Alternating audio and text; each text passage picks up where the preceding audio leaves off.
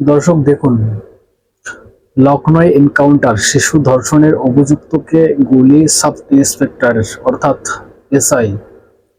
Police সূত্রে খবর, এই অভিযানে খবর পাওয়া মাত্রই অভিযুক্তকে অভিযুক্ত যুবক পালানোর চেষ্টা করেন, কিন্তু তাকে চারপাশ থেকে ঘিরে ফেলা হয়। পুলিশের দাবি অভিযুক্তের কাছে আগ্নেয়াস্ত্র ছিল। যেটা খবর যে যখনই এই অভিযুক্তকে ধরার জন্য সব পুলিশ আসে গ্রামে, সেখানে পুলিশ যখন তাকে ঘিরে ফেলে তখন সেই যুবকের কাছে নাকি আগ্নেয়াস্ত্র ছিল।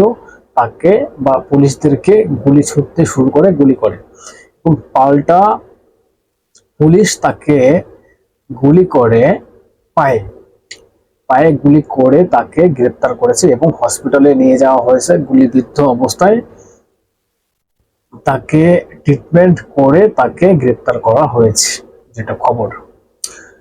প্রিয় দর্শক, আমি নয়ন রায়, আপনারা দেখছেন হাব ব্যাটেল। দর্শক, কারো বাজারটা সুযোগ নিয়ে বাজার দেশ অথেন্টিক পিওর বাস্তব রিয়েল কথাটা বলছি, যেটা সত্য সেটাকে স্বীকার করতে হবে, অন্যের বিরুদ্ধে প্রতিবাদ করতে হবে। অন্যের বিরুদ্ধে আমাদের প্রতিবাদ চলছে, চলবে। তবে আপনাদের বলবো চ্যানেলটি সাবস্ক্রাইব করে পাশে থাকুন, সঙ্গে থাকুন। দর্শক, এবার পয়েন্টে আসি। বাংলাকে গুজরাট হতে দেব না, বাংলাকে ইউপি হতে দেব না, কে বলে থাকেন? আমাদের রাজ্যের মহারানী, মহা মুখ্যমন্ত্রী, মহা পুলিশ মন্ত্রী, তিনি এই কথাটা প্রায় বলে থাকেন যে বাংলাকে গুজরাট হতে দেব না, বাংলাকে ইউপি হতে দেব না। সেই গুজরাটে বা সেই ইউপিতে এরকম একটা ঘটনা ঘটিয়েছেন একজন পুলিশ অফিসার, একজন মহিলা এসআই। দেখুন, ইনি এই পুলিশ অফিসারকে নিয়ে সারা দেশ জুড়ে তোলপাড় শুরু হয়ে গিয়েছে যে এমন একজন পুলিশ অফিসার এসআই, তিনি এত বড় একটা কাজ করেছেন, একজন অভিযুক্তকে এইভাবে গ্রেপ্তার করা হয়েছে। সারা দেশ জুড়ে এখন এই অফিসার চর্চা এবং ভাইরাল। আপনারা জানেন যে ইউপিতে আগে যে পরিস্থিতি ছিল, সেখানে মানে এক কথায় গুন্ডারাজ চলত বিজেপি সরকার আসার আগে, এবং বিজেপি সরকার আসার পরে যোগী আদিত্যনাথ সেই রাজ্যের ইউপির মুখ্যমন্ত্রী হয়েছেন, এখনো আছেন। তার নেতৃত্বে গুজরাটের পুরো আতঙ্কবাদী এবং জঙ্গি এবং যারা দুষ্কৃতী, তাদেরকে দমন করে দেওয়া হয়েছে। কিছু কিছু জায়গায় রয়ে গিয়েছে, কারণ হয়তো আপনারা প্রশ্ন করবেন যে গুজরাটে ধর্ষণ কেন হবে, মানে শিশু ধর্ষণের কারণে এই যুবককে গ্রেপ্তার করা হয়েছে, তার ছবি আপনারা দেখছেন। এখন প্রশ্ন তুলবেন আপনারা যে ধর্ষণ কেন হবে, ইউপিতে ধর্ষণ কেন হবে?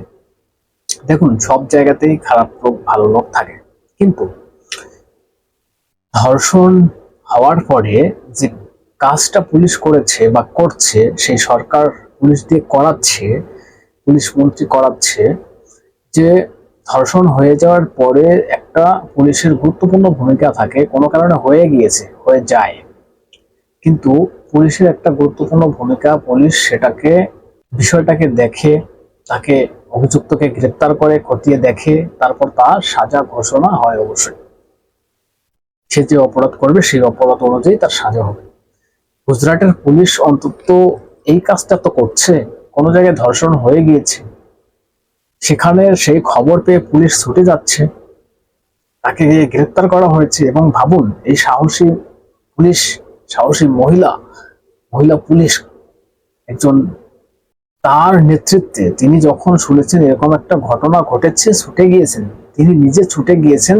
চারদিক দিয়ে গুলি ছুটছে এই যুবক, সেখানে তাকে পাল্টা কাউন্টিং করে গুলি পায়ে চালিয়েছে, তারপর তাকে গ্রেপ্তার করা হয়েছে। হয়তো আপনারা বলবেন যে তাকে মেরে ফেলা হলো না কেন? অবশ্যই তাকে যদি মেরে ফেলা হতো তাতে খারাপ কিছু হতো না। পুলিশের যেটা কাজ, পুলিশ মেরে ফেলতে পারে না, প্রথমে পায়ে গুলি করেছে, যদি পরিস্থিতি সেদিকে যেত মেরেই ফেলতো। কারণ আপনারা আগে অনেকবার শুনেছেন গুজরাটের ঘটনা। যোগী আদিত্যনাথের সরকার কি করছে, সরাসরি ইনকাউন্টার করে দিচ্ছেন, মানে মেরে দিচ্ছেন, মেরে দিয়েছে। আপনারা অনেকবার শুনেছেন, অনেকবার দেখেছেন। কিন্তু এই পুলিশ তার কাজটা একদম সঠিকভাবে করেছেন, যেটা প্রমাণিত। এখন দর্শক আমি কয়েকটা কথা বলতে চাই আমাদের রাজ্যের পুলিশ, চটিচাটা পুলিশ, তাদের নিয়ে আমি কয়েকটা কথা বলতে চাই। বাংলার পুলিশের কি কোনো ক্ষমতা নেই? বাংলার পুলিশের কি কোনো মেরুদণ্ডহীন বা মেরুদণ্ড নেই? আপনারা শুনেছেন যে হাঁসখালি ঘটনা, আরো অন্যান্য ঘটনা। বাংলার হাঁসখালি কাণ্ডে একটা ধর্ষণ হয়েছে, মেয়েটাকে রেপ করে ধর্ষণ করে মেরে ফেলা হয়েছিল, এবং সেই সময় আমাদের রাজ্যের মুখ্যমন্ত্রী মমতা ব্যানার্জি তথা পুলিশ মন্ত্রী তিনি বলেছিলেন যে শুনেছি নাকি একটা লাভ এফআইআর ছিল, আরো অনেক কিছু খতিয়ে দেখতে হবে, অমুক তমুক ছিল। মানে তদন্তর আগেই তিনি রিপোর্ট দিয়ে দেন রাজ্যের মুখ্যমন্ত্রী অর্থাৎ মমতা ব্যানার্জি পুলিশ মন্ত্রী। এরকম মন্তব্য তিনি করেন, মানে কোনো একটা তদন্ত হওয়ার আগেই তিনি মানে রিপোর্ট দিয়ে দেন। তাহলে পুলিশ কি করে তদন্তটা করবে? সেই হাঁসখালি কাণ্ডের ঘটনা আপনারা দেখেছেন, বলছেন শুনেছি লাভ এফআইআর ছিল। আরে লাভ এফআইআর ছিল না কি ছিল, আগে তাকে গ্রেপ্তার করা হোক। ধর্ষণ করে মেরে ফেলা হয়েছে, তাকে গ্রেপ্তার করা হোক, তারপরে সে কি হয়েছে না হয়েছে সেটা পরে দেখা যাবে। আপনারা দেখেছেন অনেক কাণ্ডে, আরজিকর কাণ্ডে আপনারা দেখেছেন কিভাবে বডিটাকে নিয়ে চলে যাওয়া হয়েছে তার মা বাবার সামনে দিয়ে, ডাক্তার মহিলার যেভাবে তাকে ধর্ষণ করে খুন করা হয়েছে। কি হয়েছে? একমাত্র সঞ্জয় অভিযুক্ত, তাকে ওই হ্যাবলা সাবলা পেয়েছেন, ফাঁসিয়ে দিয়েছেন হয়তো, প্রশ্ন আমাদের রয়েছে এখনো সেখানে।